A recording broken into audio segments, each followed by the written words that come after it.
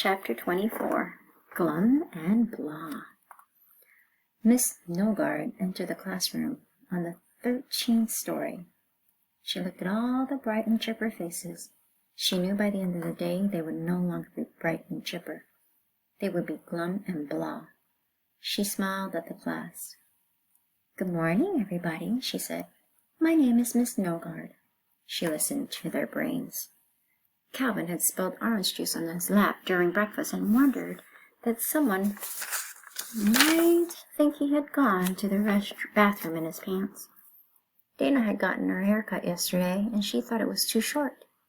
She was afraid it might make her look like a boy. She was especially sensitive to this because Dana was sometimes a boy's name. Jason was mad at his older brother, Justin. Justin was in high school. Justin always got good grades and was the star in everything he did. Compared to Justin, Jason felt like a loser. "What's so great about high school?" he asked this morning. "My school is higher than yours." DJ had heard a song on the radio on his way to school. He hated that song, but it kept playing over and over again in his head. Bebe had an itch on her leg. Miss Nogard smiled. The bad stuff always rose to the top of the brain.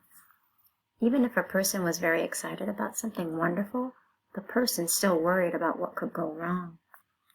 Jenny was going horseback riding after school, if it didn't rain. She had never gone horseback riding before. She hoped she wouldn't fall off the horse. Miss Nogard clapped her hands.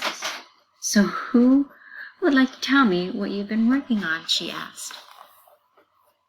A few hands went up in the air. Ooh, said Mac. "How about the boy in the orange and purple shirt?" said Miss Nogard. Everyone looked around. "The handsome young man sitting right there," said Miss Nogard. Dana looked at her shirt. It was orange and purple. She pointed at herself and mouthed the word, "Me?" "Yes, you," said Miss Nogard. Dana's face turned red hot. "I'm a girl," she said. Everyone laughed. "Oh, I'm so embarrassed," said Miss Nogard, with her hand over her heart. "It's not your fault," said Dana. "It's my stupid haircut. I hate it." "Oh, no," said Miss Nogard. "You look adorable. I see now you're a very pretty girl." "I'm ugly," muttered Dana. She buried her head under her arms. "I'd better call on someone else," said Miss Nogard. Suddenly, out of nowhere, a brain screamed, "Don't call on me! Whatever you do, please don't call on me!" It came from Benjamin Nushmut. "How about you?" said Miss Nogard, looking right at him. "Just don't ask me my name," thought Benjamin. "I never can say my name in front of people." He took a breath to steady himself. "Well, we've been reading. First tell me your name," Miss Nogard said sweetly. The muscles in Benjamin's face tightened. He concentrated real hard, then said, "Benjamin Nushmut." I beg your pardon?" said Miss Nogard. "Benjamin Nushmut," he repeated. "Henderson Schmidt?" asked Miss Nogard. Benjamin sighed. "Benjamin Nushmut," he shouted. "I'm sorry," said Miss Nogard. "I must have been distracted. What did you say?" Benjamin pushed his lips together. He tried to speak, but his mouth wouldn't open. "His name is Benjamin," said Jason. "Benjamin Nushmut." "Thank you," said Miss Nogard. "That's a very nice name, Benjamin. You shouldn't be ashamed of it." Benjamin covered his red face with his hands. She turned to Jason. "You look familiar. Do I know you?" "I don't think so," said Jason. She stared at him, as if she were trying to remember. "You're Jason, right?" "I'm Jason. Justin's my older brother." You're Justin, right?" "I'm Jason. Justin's my older brother." "So you're Justin's baby brother," said Miss Nogard. Everybody laughed. I remember Justin. I substituted for his class once. He was the brightest student I ever taught.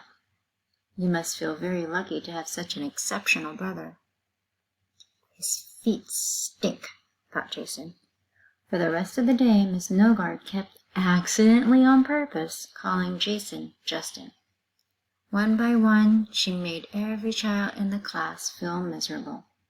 She called Calvin to her desk and asked in a whisper if he had to use the restroom. Whenever she passed DJ, she hummed the song stuck in his head. Whenever Bebe finally stopped thinking about her itch, Miss Nogard would walk by and scratch her own leg. "It looks like it might rain," she said as she stared out the window at the bright blue sky. "Darn, I'll never get to go horseback riding," thought Jenny. "I have a nephew who went horseback riding on a day like this," said Miss Nogard. "There wasn't a cloud in the sky. Then suddenly out of nowhere it started thundering and lightning. It spooked the horse terribly." "What happened to your nephew?" asked Jenny. "Oh, he's fine," said Miss Nogard. "He just broke both of his arms and legs. He'll be in a cast for a year. But he has a very positive attitude. That's the important thing. Remember, always keep a positive attitude." By the end of the day, nobody had a positive attitude. The whole class was glum and blah. The children walked out of the school building heads down, except Jenny, who looked up at the sky, worrying about the weather, although she didn't know if she was more worried about rain or sunshine. Even DJ was frowning. "What's the matter?" asked Louis, the art teacher. "Nothing," muttered DJ. "I guess I just had a bad day." "Don't you like your new teacher?" asked Louis. "She's real nice," said Dana. "It's not her fault. I'm the ugliest girl in the world." "I like her a lot," said Jason. "It's my brother I hate." "Me too," said Benjamin. "I hate myself." Louis rubbed his upper lip. His mustache was beginning to grow back. "What's her name?" he asked. "Miss Nogard," said Baby, as she scratched the back of her leg raw. "Are you sure?" asked Louis. "Huh?" asked Baby. "I mean," said Louis, "are you sure it's Miss Nogard and not Mrs. Nogard?" "I think," said Baby. "Why?" Louis just shrugged.